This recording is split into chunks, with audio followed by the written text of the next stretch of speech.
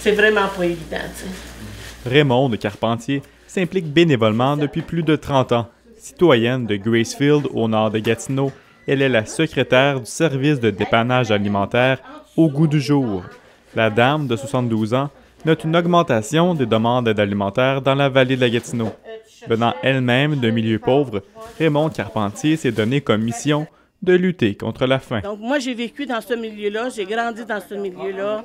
Je connais la souffrance que cela porte aussi, le manque de sécurité que cela porte aussi. Donc, je pense que c'est ça. Moi, ce que je peux aider les gens à trouver un petit peu de sécurité et un petit peu de bonheur dans leur vie, là.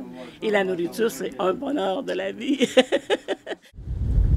Chez Moisson Outaouais, ce sont 820 000 kg de denrées qui ont été redistribués lors de la dernière année à 42 organismes communautaires de la région.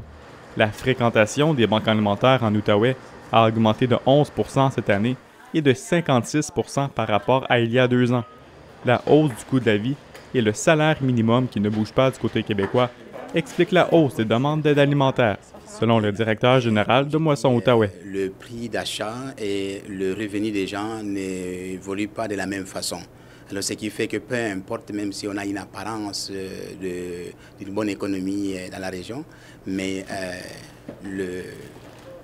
la différence dans le pouvoir d'achat et l'augmentation des prix ne matche pas.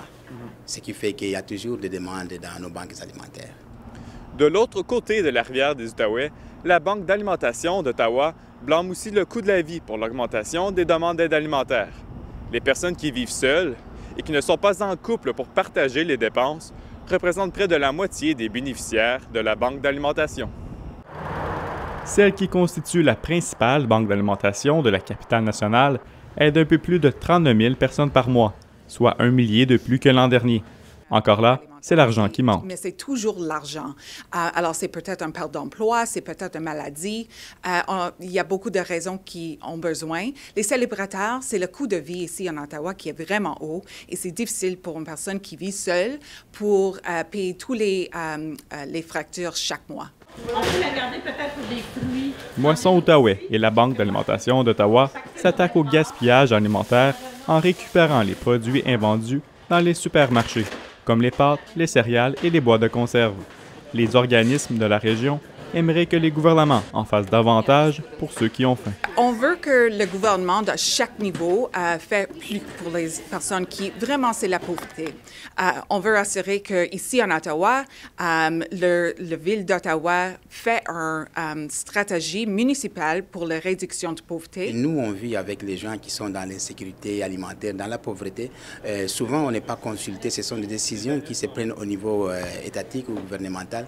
Donc, les politiques doivent être ajustés vraiment en fonction de consultation avec des acteurs qui sont sur le terrain.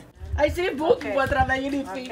Et sur le terrain, justement, Raymonde Carpentier a son mot à dire aux gens qui ont faim et qui n'osent pas demander de l'aide. Tout le monde dans notre vie, à un moment ou un autre, on a besoin de quelqu'un pour nous aider. Et si on pense qu'on va traverser la vie sans avoir besoin de l'aide des autres, non, ça se peut pas. Avoir sa joie de vivre, ça donne vraiment le goût de fréquenter la banque alimentaire pour manger à sa faim. Ici Jordan Maheu pour le Collège de la Cité, à Ottawa.